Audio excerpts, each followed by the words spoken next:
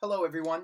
This week we've been learning about the fundamentalist versus modernist movement, and today the fundamentalist movement to see how what they were about, and specifically off of one particular person, Dr. Harold Ockenjay, who is the co-founder of Fuller University and the pastor for a long time of a church in Boston called Park Street Congregational Church. We read about him some this week.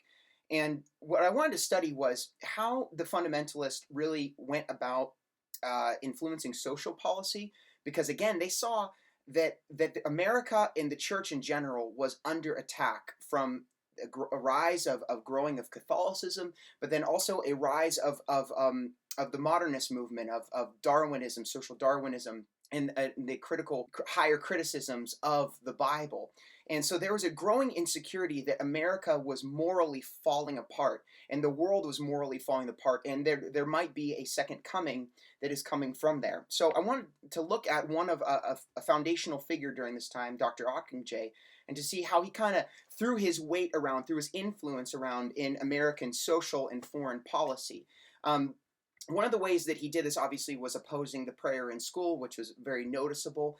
But also, too, he was a part of a committee of 14 clergymen that went to, after World War II, that went to assess Germany and Germany's morality, and to see what America needed to do to help influence social policy after World War II. And the report found that there was a huge morality gap between Germans and Americans, that Germans were rife with public intoxication, of alcohol abuse, sexual immorality was rampant. And they advocated for a few things, and he advocated for something in particular, not to say that the Germans, their material needs could be met, but he really emphasized re-education or re-indoctrination into democracy, into liberalism, into freedom, and to social values, because he saw that what Hitler had done to the youth was completely rewrote morality, so more education needed to be put down. And he actually was nervous because the Russians had put so much more on the other side of Germany, had put so much more emphasis on education to training up communists. And he thought that there was going to be an attack from Russia into greater Eastern Europe. So they needed to win the war of ideas.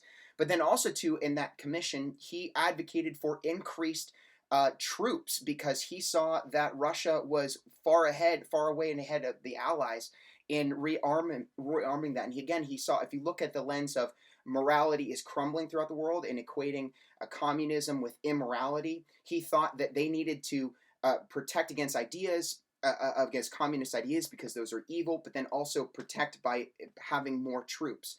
Because he saw in Germany how he actually looked at the advances of the Germans and what they were doing to the American populace and morally degrading them. In fact, many pure Americans, if you will, with pure civic virtue, were actually becoming alcoholics and engaging in sex acts, he thought, based upon German and communist influence. Really, fast forwarding a little bit, he was a part of an evangelical movement that was nervous about the idea of JFK being a Catholic in the White House, because he thought that there would be, he didn't directly oppose JFK, but he ran in circles where